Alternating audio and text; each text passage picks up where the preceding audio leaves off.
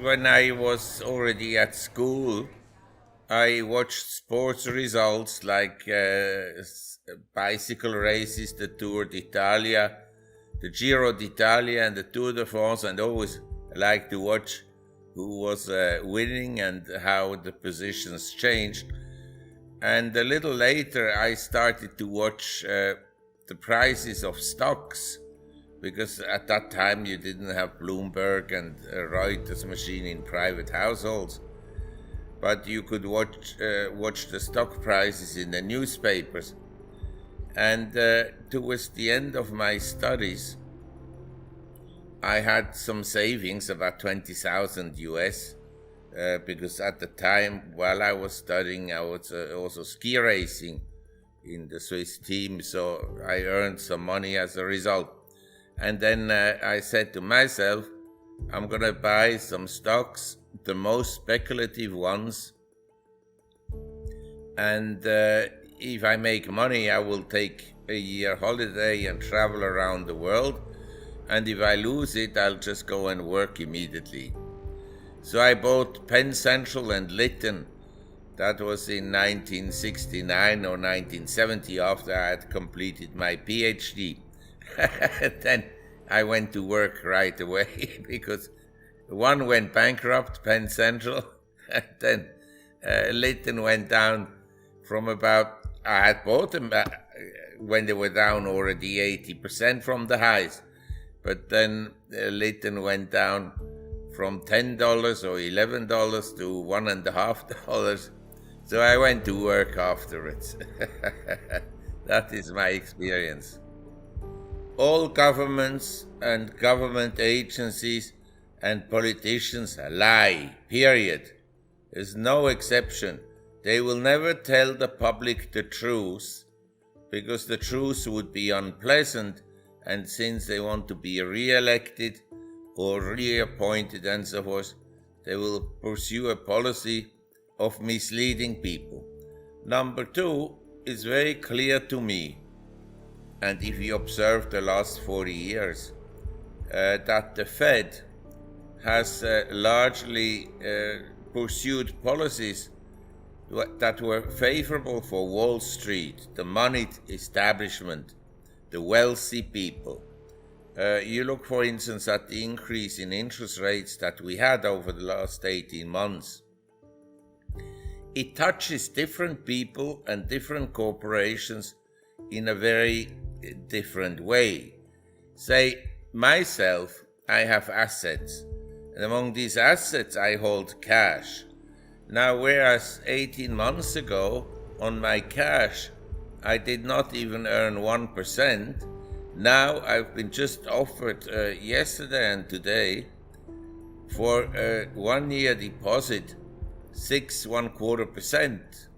You understand, for me, the increase in interest rates has been favorable because I'm a net creditor. I have assets which I lend out in deposits and which I hold in stocks and in bonds and so forth, and in real estate. But the poor people, and by poor people I don't mean the poor, I mean everybody but the 1% richest Americans, these people, they all suffer when interest rates go up because they have credit card debts, they have student loans, they have mortgages. Then some mortgage holders, they're lucky because they have fixed their mortgages, they have fixed rate mortgages. But a lot of people around the world don't have fixed rate, they have variable rates. And so when interest rates go up, the interest payments on the debts go up, and so forth and so on. So the increase in interest rates hurts some people, or most people, but it benefits the well-to-do class. Number two, it also benefits successful corporations that have a net cash position. And also, I'd like to add to this policy of the Fed. If you look at real wages, just today someone, actually not one, two different parties, sent me a chart of real wages since the Carter administration, since 1979. For men, real wages since 79 are down moderately, not up. Now, in nominal terms, wages can go up, but as you know, in the last 2-3 years, the cost of living has gone up dramatically. And here I need to make a further point. If you have an income of, say, $10 million a year, and if you have an income of, say, $100,000 a year, and 2 children and a wife, your food expenditures as a percentage of your income is much higher with the income of 100,000 than with the income of 1 million or 10 million. Because someone who is well-to-do, he's not going to eat 10 times more than a poor guy. Actually, very frequently, he will eat less at lower cost because he has a large refrigerator, he has storage space, and so forth. So he can buy wholesale or, economically. The poor guy, he has to buy for the day and for the months because he doesn't have money to buy for the next 6 months. So rising food prices and rising prices of necessities like health insurance, school fees, and so forth and so on, transportation costs to the city, parking lot fees, and so forth, they hurt the poor guy much more than the rich. For him, he doesn't care.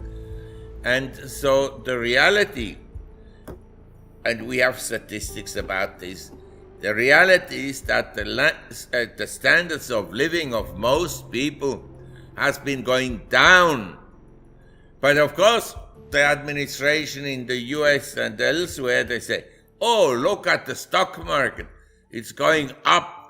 The economy is so strong.